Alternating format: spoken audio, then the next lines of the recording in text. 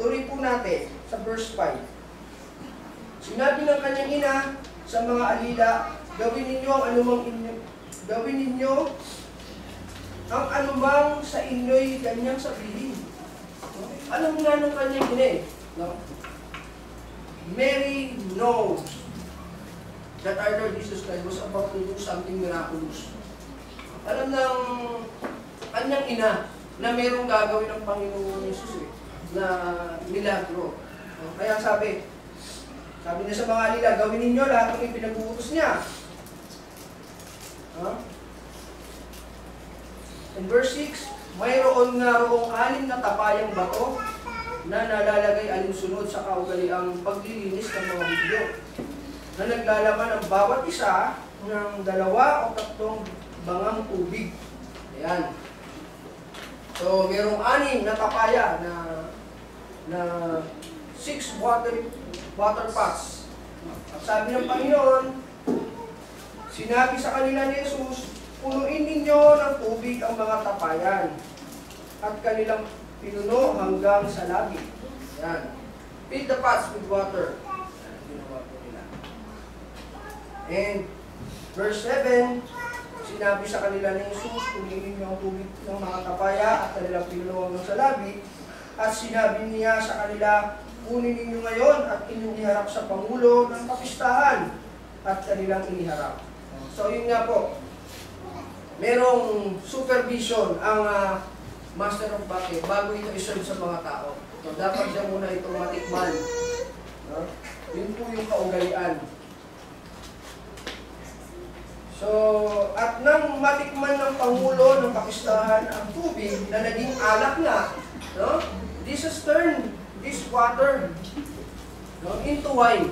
Itong mga nasa 6 na tapayan, ginawa po niyang alak. No? At itinatikin doon sa Master of Banquet para i-check bago i-serve sa mga tao, sa mga visitors. At nang matikman ng Pangulo ng Kapistahan ng tubig na naging alak na, at hindi niya nalalaman kung saan buhat, tatapat nalalaman ng mga alila na nagsikuha ng tubig, ay tinawag ng Pangulo ng Kapistahan ng kasintahang lalaki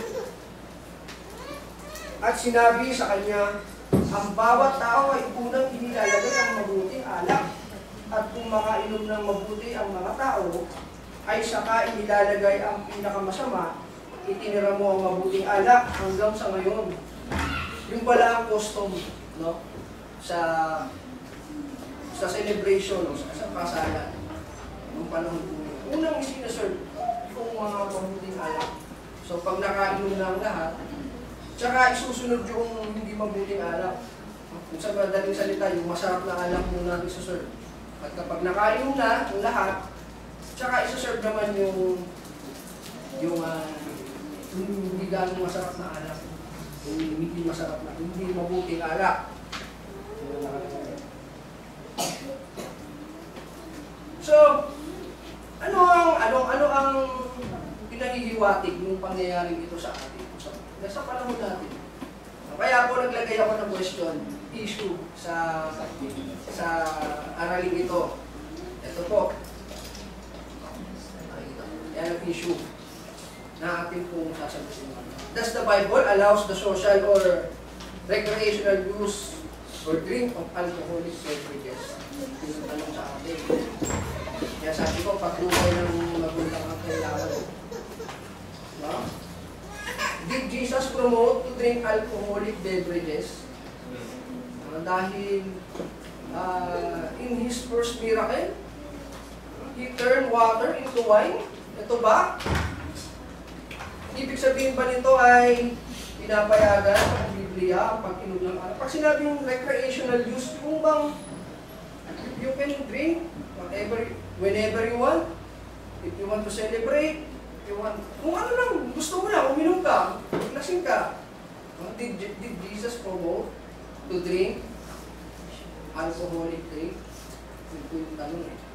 So bago natin yan sagutin, discuss nga natin kung ano ba yung alak. Yan, yung Greek word, yan yung oinos. Simple na lang po natin. Wine is a general term and is conventionally used to refer to the beverages made of grapes. Yan po yung general term, oinos o alak. Ngayon, yung alak ba na binigay ng Panginoong Hesus? Ang ginamit din pong Greek word dyan, mga kapatid, ay oinos.